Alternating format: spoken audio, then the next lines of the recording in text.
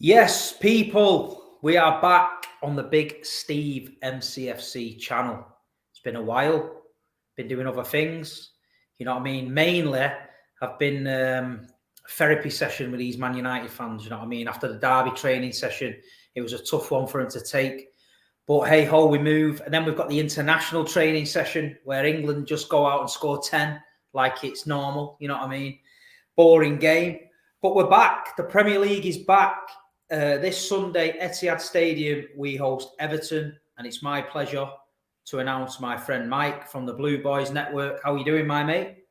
Yeah, mate, I'm good. Thanks for having me on the channel, mate. Fucking hell. Yeah, No. I'm dreading this game, to be honest. So, yeah, cheers for having me on.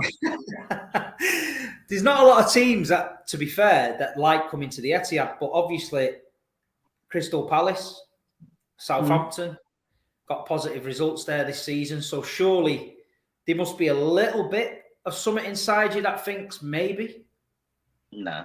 The problem is with Everton. It's just like if you go back over the last 6 or 7 years, like 7 years ago, 6-7 years ago, Everton had a decent side. Lukaku, a decent Ross Barkley, John Stones. You know, they had a decent side, and we'd come up against teams like Man City at Man City, and we'd get pasted around the Etihad. And it just gets worse. You never, like, you've just spoken about Southampton and Palace, and occasionally they pick up one of these weird results that no one expects them to get, but they do get. You never see Everton do that. You never go, oh, fucking hell, Everton beat them. Can you believe that? It never happens. So now we're coming to the Etihad, we're having our hearts handed to us, and that's that, to be honest. Yeah, well, last time you came there, last season, when we won the title, obviously that was a 5-0. Everton were poor that day. I just think couldn't be bothered. Everyone was on the beach, ready to go.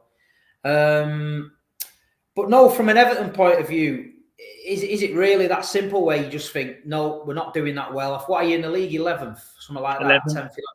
Yeah, we started well. We started well. We just like we did last season. You know, we were up towards the top of the league for, don't know, what, 5-6 weeks. And then as soon as Everton hit that patch where there's games that you sort of expect Everton to win, similar to last season, they didn't. They bottled it. Like, for example, this season we lose at home to West Ham. That I can take that one. West Ham are playing well. But then losing 5-2 at home to Watford and losing away at Wolves. Yeah, the Watford one was mad. That shocked me a bit, that. And that's what I mean. You never see Everton go to an away ground and shock someone. But you see other teams always do it. Like, I remember years ago, I think it was I think it might have been you, like Middlesbrough won like 9-1 or something stupid, or 7-1, and you just never expected. Middlesbrough beat us 8-1. Yeah, that was it. I was there at the game. They beat us 8-1. It's Sven-Goran Eriksson's last game. He was getting the sack, and the players just couldn't give a toss, and they just down tools. It was just embarrassing, to be honest. But you never see it from Everton. So, like, Everton go into this game, we don't really know about Decore. We don't know about Mina. We don't think we've got Calvert-Lewin. So there's our spine out of the team, and it has been out for 5 weeks, 6 weeks. And we're going up against a Man City side that literally in every single department, irrespective of team, is better than Everton. Like, there's not one position where Everton can go, we're better than Man City. Whereas, you know, maybe 6 or 7 years ago, maybe Everton could say, oh, yeah, we've got a Ross Barkley who can break the lines when Ross was good, or maybe a Lukaku who can bulldoze a side. But no, this game is Man City just picking and choosing how many they score in this game. Well, to be fair, I mean, we are playing well. We are playing well. There's a couple of freak results in our beginning of the season, but overall, the City fans are happy with the way. It's the level of performance that we're putting in. I mean, even at Paris, we got beat off Paris, but we absolutely dominated the game, and it's so frustrating for us at the minute as City fans. I mean, we're getting these results, but there's a part of you that can't help think if you had that striker that we were craving for, that these games we wouldn't lose. But look, at the minute, Bernardo Silva's on form. You know what I mean? Kevin De Bruyne's coming back into some sort of form. John Stones, you mentioned, has got a little bit of a look in because Laporte was sent off. Cancelo's having an outstanding season. Altogether, from a City fan point of view, we're playing really well. But there's just one. I want to ask you this because, as an Everton fan, it's like, did you think when you got Carlo Ancelotti that you'd turn the corner? You got announced a new stadium. You've got Carlo Ancelotti, one of the best managers in the world. You signed James, and you're thinking, yeah. I mean, I know there's a number of Everton fans who are thinking, right, them lot over the road can't take the piss now. We've got a serious arse manager. We've got a few quid behind us. We're taking it up to the next level. And then, bang, he's gone. And then the Rafa thing, I mean, some were for him, some weren't for him. Yeah. I mean, how is Everton as a club? How is it this season? What's the overall thought? Is it just like, fuck it, we ain't got a clue what's happening, let's just roll with it? Or is it like, we've got to get behind Rafa, he's long term, and we've got to build again? It's a circus. If you go above the manager and look at board level, it's a circus. If you think, right, Farhad Moshiri walked into Everton Football Club in 2016, and since then Everton has spent £558 million, making us the fourth or the third highest spending team in the league. And if you include the net spend and all that, then it's like the second or something. Yeah. Everton have managed to spend all of that money to go backwards. So, they're bringing managers like Ronald Koeman. Then they bring Steve Walsh in, who just won the league at Leicester as the director of football. They spend £200 million and send us backwards. Then you bring in people like fucking Marco Silva, which, if you've got an ambitious club and you're prepared to spend money to get them there, go and get a manager who's gone and done it. But what they did is they went and bought in Marco Silva instead of trying to go and get an Ancelotti then. 3 years ago, when financial fair play wasn't a problem, we went into last season, and honestly, I thought I was terrified. I think I predicted we'd finish 10th. John predicted we'd finish 12th. We were sitting there talking about, Everton not making any signings. And all of a sudden, the last week, we signed Corey, Allen, and James Rodriguez. And we're thinking, fucking hell, well, Carlo's been backed now. He's gone and got Ben Godfrey as well, who had a phenomenal season last season. From an Everton perspective, I walked into last season and I went, do you know what? We'll give anyone a game. Calvert-Lewin, fit, Luca Dean, Mina. Coleman needs replacing. We've known that for years. But again, the board, fuck knows why I haven't signed a right back. Then you've got Richarlison. You looked at the Everton team last season and you went, you know what? It's a side that is capable of challenging the top six. When you look at Spurs and Arsenal, who let's be honest, was shit last season. Yeah, they was.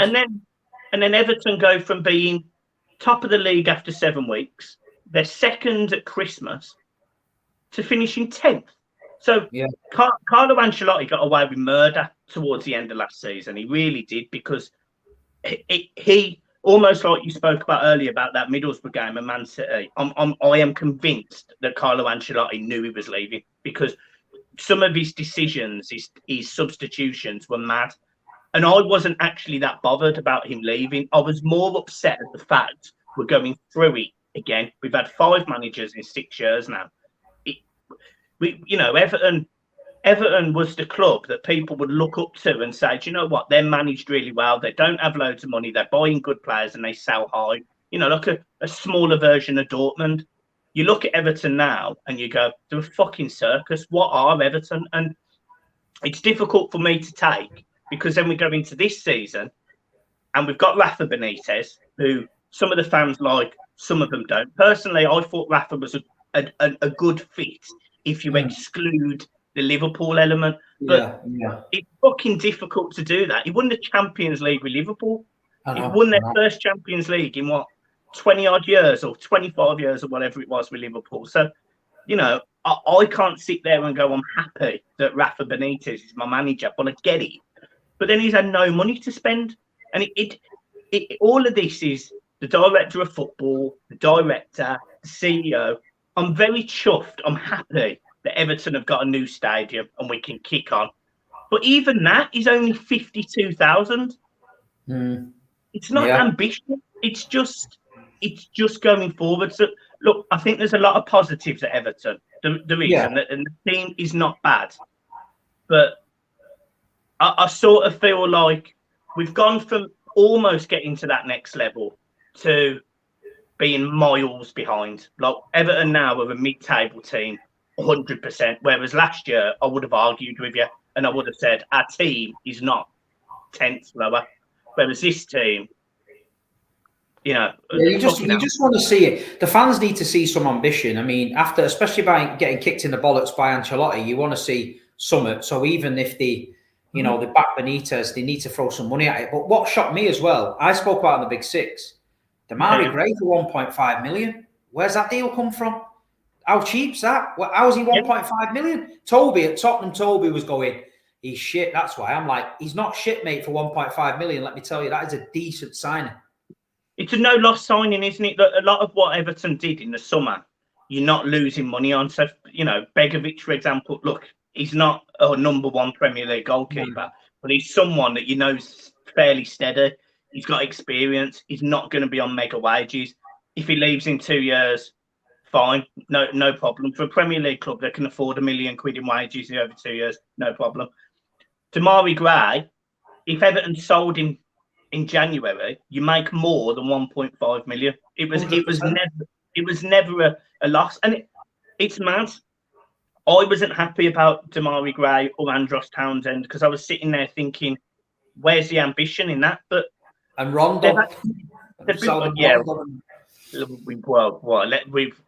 we have to bring Rondon back a peg. He shouldn't even be in England, like in the Championship. He's horrendous. But Damari Gray and Townsend, if you sold them tomorrow, you make money, and I think that's the way that Everton have got to start looking at things instead of going out and look at some of the signings Everton made over the years. Fucking Michael Keane, 30 million. Yeah. Belasted, 30 million. Iwobi, 35 million. Davy Clapton, 25 million. The money that Everton have spent, Gelfi Sigurdsson, 50 million. Richarlison, just on, 50 million. He finished now, Sigurdsson? We all know the problems, but no one seemed to mention it. I'm getting pelters about Mendy being in strange ways, and then Sigurdsson seems to have gone quiet. To be honest, I think we as the fans haven't been told anything. Like we literally know the same as you, so it's all speculation. He leaves a massive gap, doesn't he, for you? It's a position. He does, but he also, when he plays though, last season when he played, he slowed everything down. If it went into his feet, it would slow down. And it's fine if he's going to shoot from 35 yards, but he doesn't do that as much as he used to. A lot of Sigurdsson's goals last season were penalties, so he's not a huge miss in that sense. But in terms of what's going on, I don't know. I'm sure it come out in the media that he's on bail until January, and then surely we've got to find out if he's guilty or not. But it's not been a good story for Everton. We go to the games, same as Man City. I heard the chant that Man United was singing about Mendy. He's obviously now been convicted, so it's difficult because we all have feelings towards what somebody, what they have done or they're perceived to have done, but you can't really comment because it's not proven yet. No, and that's it. It's got to be dead careful with it. But listen, I mean, there's one player that has impressed me. I like the young kid. Is he called Gordon? Yeah. I think he brings a bit of energy about him. I like him. He's a bit young and naive. I've seen a few times. He looks like a bit of a young kid who's just enjoying his football, but he just seems to be everywhere. But I reckon there's something about him. I like the look of him. I like with Gordon. I actually didn't think Gordon would make it. A bit of a backstory. Everton's under 23s about 3 or 4 years ago. They won the league. I think we beat you to the under 23 league, and I think we won it. And we also won the under 18s in the same year. So we thought, as Everton fans, God, we must have the next generation of like fucking wonder kids. Do you get what I mean? Let's see them in the first team, and we never see them. We never see them. Which isn't necessarily a criticism you can have at other clubs, like Delap for you guys, for example. We have seen him, or he's gone out on loan, or, he's been given the opportunity. we don't see that. Whereas Anthony Gordon, it looks like he has been given the opportunity and he has got fresh legs and he is prepared to break down the lines. I want to see a little bit more skill from him, trying to beat his man. Yeah. But yeah, at the minute, he's a bit like a headless chicken. He'll get the ball, he'll run in any direction and look for a pass. But Everton need that energy because while we haven't got to Corey, we haven't got any energy in midfield. And this is going to be another issue we're going to have against you lot, because the way that you're sort of, you say your front four or your middle four play, with transition, they all change positions. You'll see De Bruyne on the right as much as you'll see him on the left. We won't be able to handle that because we are just more static. Like, you will play through the lines quite comfortably against us. Bernardo Silva at the minute for us, he's the one who's running the show, and his energy is just infectious. The whole team's gone up a notch energy-wise. I'm expecting us to, at the minute though, I think we play at home with a little bit of nerves. I think after the Palace and the Southampton game, I think as longer the game goes on, it gets nervy. Whereas if we hit someone early and we get an early goal, it's game over. I don't see anyone coming back from that. But, I mean, we're going into it relatively full strength, you know what I mean? I don't think there's any real major injury concerns. But as an Everton fan, who do you, obviously, I'm not taking the piss, but who do you fear the most from City? I mean, people can say you fear them all, but I mean, you've got to be someone who you think, you know what, he's the man. Yeah, Bernardo Silva. If we give him the time on the ball, he will do something that creates space and rips us apart, or he will get the run on someone and create a goal. It's really weird playing City because you don't have that vocal number 9. So all of a sudden, defensively, in my mind, if you're going to stop City scoring, you stick 10 men behind the ball and you get them to play in front of you. Because if they're getting behind, you've got the pace to hurt us and the creativity to get through us, i.e. De Bruyne picking a through ball, Foden, a Grealish, someone doing something. But you can't necessarily just bomb the ball in the box because you haven't got a striker to score a goal like that. And you know what? That will happen a lot on Sunday. You'll see us get down the wing. And if your players are clever enough, show them on the outside, because if you put him on the outside, let him cross it, because there's no one there for him to cross it. What a lot do, they try and press and they get twisted up, and then City come inside and play it right across your box, and like you say, we score. But it's frustrating for us to watch as well, because there is times like the Southampton game and the Crystal Palace game where you need the key to unlock the lock, but you haven't got it. And this is what I'm trying to tell people. We're scoring 5 and 6s and stuff like that. It's great. And people saying you don't need a striker. But over a 38-game season, you do, because not every game's the same. And you have them games where 1 or 2 of your players are off. We had it with De Bruyne against Palace. He couldn't pass 4 yards. It was going out of play. And you just knew it's one of them games. That's where years ago, you'd throw Edin Dzeko on and you'd launch it down the middle to Dzeko and he'd get you the goal and you'd win 1-0. But we're not doing that at the minute. We're tearing people apart. The way I see it, we're tearing souls out of teams. We're making teams chase shadows, wearing them into the ground and just basically toying with them. Whereas I'm getting 1-0, 2-0. Whereas I expect that weekend. But like you say, Calvert-Lewin, is he injured? Yeah. So who's not Rondon leading the line, surely? Yeah. Rondon's been our striker. Richarlison was injured as well, so it would Rondon. Rondon got dropped as soon as Richarlison was fit. Richarlison come back against Watford. He scored. We then fell apart and lost 5-2. He played against Wolves, didn't get any service because, again, Doucouré, who is the sort of ball carrier from defence to midfield, is also injured. So we couldn't get the ball to Richarlison. And against Spurs, it was a lot more resolute. I think we were robbed of a penalty personally, but that always happens against Spurs. We just don't have a spine. Like Richarlison will play up front, and he's going up against arguably 2 of the best centre halves in the league, isn't he? I find Richarlison's got a little bit of anger in him, and I think he gets wound up a lot. And I think City does that to him sometimes. See him getting frustrated in that a few times. But I do like him. I do like that in a player, bit of aggression and stuff, and he's a good player. But I'm the same as you, mate. I think if we move on to the match predictions, I'm going to go for I'm going to go for a 3-0 City win. I think we just got too much. I'm going 3-0 as well. Yeah, I was thinking you were probably carrying it a little bit. I honestly, it really wouldn't surprise me if it was 4 or 5. Like it genuinely, the game last season was a joke because Everton went there. If they won or they got a draw, they get into Europe, which at least shows progression. Everyone's taking the piss out of Tottenham going into that Conference League and being third in the group or whatever.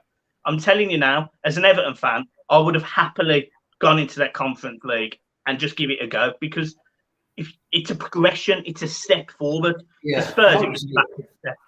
But so we get ripped apart about that Conference League on a big 6. yeah, and for a club of the stature of Spurs at this point, rightly so. But the one thing, and this is what I find difficult with the whole,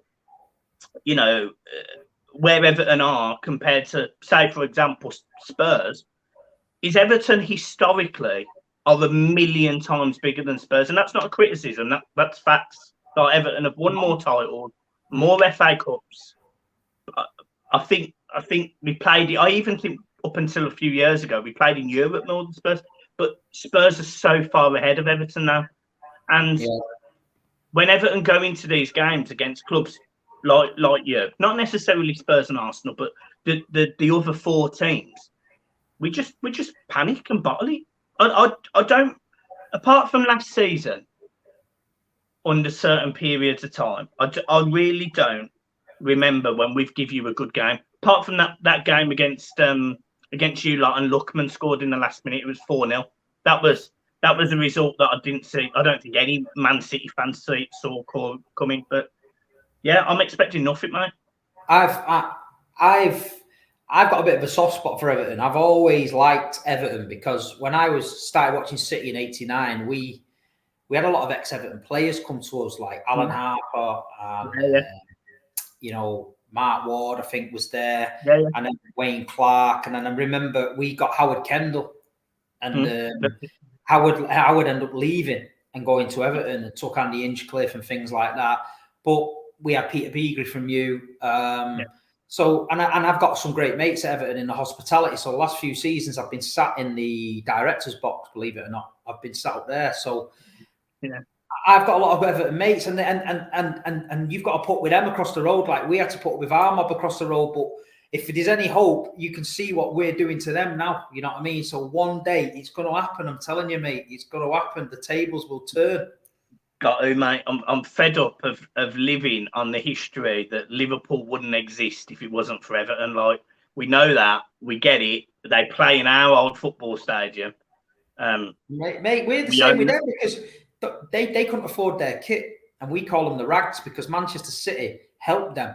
And then there was another team called Manchester Central that was applying to join the Football League, and they had a lot more supporters than Manchester United. If they'd have joined the league, they'd have wiped United out because City was the biggest support. United had no one. And Manchester City came together with United and we forced Manchester Central out. And that's why they got in. And then when the Munich air disaster came and they needed players, we gave them players. And then when the Germans bombed Old Trafford in the war, we let them use our stadium. And when they played in Europe, they had to have floodlights. They didn't have them. Main Road did. And then this is how they repay us. When we go to Division 2, they start putting banners up in the Stretford End saying how many years that Man City haven't won a trophy and that. So listen, we don't forget. So all this people feeling sorry for Man United shit at the minute, we don't forget. The Blues don't forget. So they're getting calmer because the real Manchester club that helped the community, helped them when they were on their ass, we got shit on by them. So they deserve everything they get, mate, at the minute. Everything they get. Mate, absolutely, and so it should be. But well, listen, pal, thanks for coming on. Let the people know where they can find you. Will do. Yeah, it's Blue Boys Network, YouTube, Twitter. I was meant to be on Robbie's channel on Sunday, but unfortunately it's been cancelled. So yeah, you'll see me around. Nice one, mate. Appreciate coming on. It's always a good chat. And yeah, mate, listen, I wish you all the best for the season. starting after Sunday, obviously. And yeah, mate, and you can catch me on the Blue Boys Network. I'm going to do something on there for them lads. And yeah, thanks everyone. Like, subscribe. Everyone, thank you very much for getting me over 5K subscribers. It means a lot, really does. I'm humbled by it. And thanks for tuning in, and check out Mike and his channel. Peace. Thank you.